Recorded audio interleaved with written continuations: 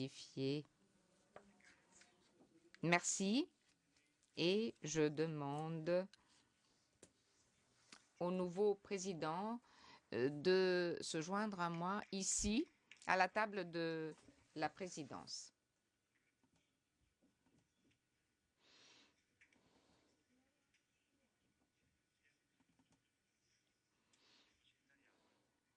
Je parlerai en italien. Yeah. Hello. Chers collègues, je vais m'exprimer en italien puisque je suis au Parlement italien. C'est la première et dernière fois que vous m'entendrez parler italien, mais c'est une langue si aimable. Vous savez qu'avant, nous n'étions pas unis avant l'unité italienne. Nous étions divisés en régions et nous utilisons ici la langue de Dante comme langue commune. Je voudrais partir de la citation d'un homme d'État italien, Aldo Moro, qui a été l'une des victimes du terrorisme, pour démontrer que nous y sommes tous passés finalement par ces années de tragédie. La citation est celle-ci: personne n'est appelé à choisir entre être en Europe ou en Méditerranée, parce que l'Europe entière est en Méditerranée. Donc, Excellence, chers délégués, chers partenaires, Mesdames, Messieurs, c'est pour moi un honneur et un privilège que d'être appelé devant vous aujourd'hui pour assumer le rôle de président de cette prestigieuse organisation en recevant ce rôle, ce flambeau de la part du président Mayara qui a guidé stratégiquement l'Assemblée au cours des 2 dernières années qui ont été particulièrement difficiles pour les régions de l'APM.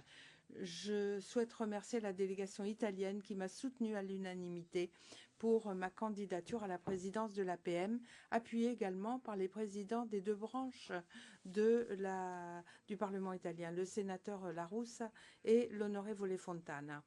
La plateforme est stratégique pour ce qui est du dialogue, de la coopération pour promouvoir la stabilité, la sécurité, le développement durable en Méditerranée. C'est un point de vue privilégié et utile pour affronter les obstacles et les défis politiques, économiques et sociaux qui nous attendent au cours des prochaines années. La situation géopolitique dans la région est très fluide et c'est un euphémisme, c'est un plan d'eau qui unit et sépare les peuples et qui a des zones marquées par d'âpres conflits ou des réalités socio-économiques difficiles. Le monde traverse depuis quelque temps des difficultés que nous connaissons tous et le Mare Nostrum n'en est pas exonéré. Mais si nous ne nous unissons pas, nous coulerons tous. La Méditerranée a été un endroit, un site d'une exceptionnelle importance historique, berceau des civilisations, des cultures. On n'en trouve aucun autre exemple dans l'histoire du monde. Nous sommes les descendants de ces peuples et nous avons de la sorte le devoir de récupérer la fonction de cette mer Méditerranée qui n'est pas un simple bassin ou un plan d'eau, c'est vraiment un pont de dialogue entre l'Europe, l'Afrique et le Moyen-Orient. Nous devons utiliser la diplomatie parlementaire pour améliorer non seulement la situation actuelle, mais également l'avenir de nos peuples et contribuer avant tout à construire la paix en y apportant notre propre maillon, notre propre pièce. Et c'est dans cet esprit que je commence mon biennium de président en illustrant un certain nombre de visées stratégiques. Premièrement, affronter les défis géopolitiques qui émergent dans les régions Euroméditerranée Golfe, avec la nécessité de respecter l'autodétermination des peuples, l'intégrité territoriale, la souveraineté des États et la protection des communautés qui vivent dans les zones de conflit. 2. Promouvoir des solutions communes et concertées face au changement climatique, à la dégradation de l'environnement, aux inégalités économiques, à l'accès déséquilibré aux ressources naturelles, en particulier l'eau.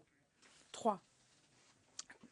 Lutter contre la mésinformation et la désinformation comme instrument de déstabilisation. 4. Soutenir la reconstruction ou la construction de la confiance et d'une compréhension renouvelée du multilatéralisme dans ce nouveau scénario mondial, qu'il soit plus inclusif et plus efficace et actif.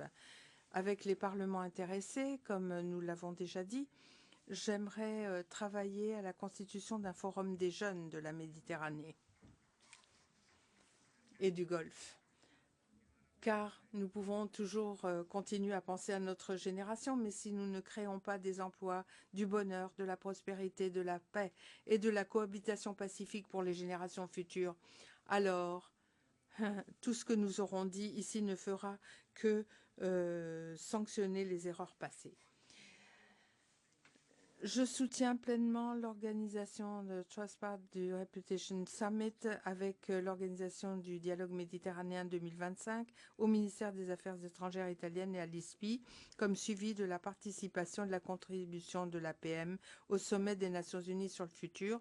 Et enfin, je souhaite continuer le parcours de mon prédécesseur en ce qui concerne la promotion du développement économique et financier de nos régions à travers le Forum économique de Marrakech au Maroc, une plateforme internationale qui est leader aujourd'hui pour discuter de ces questions et pour relancer, et je voudrais relancer également l'activité du Forum des femmes parlementaires avec tout notre soutien à Madame Binteneya. Nous pouvons tous ensemble travailler à la résolution des problèmes de cette magnifique région méditerranéenne élargie à nos nouveaux amis qui ont bien compris l'importance de l'unité.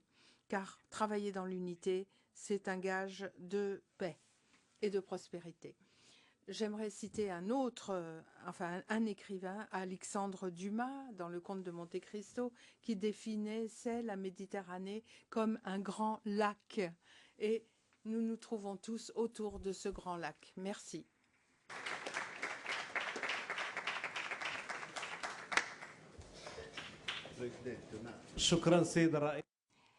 Merci, Monsieur le Président.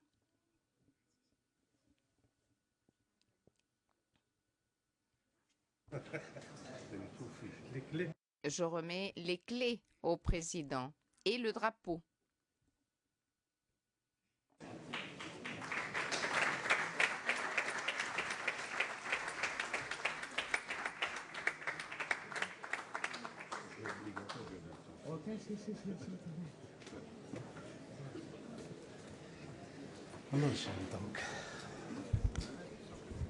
سنستمر وسأعطي الكلمة لسيد الأمين العام من أجل إطلاعنا على الأنشطة.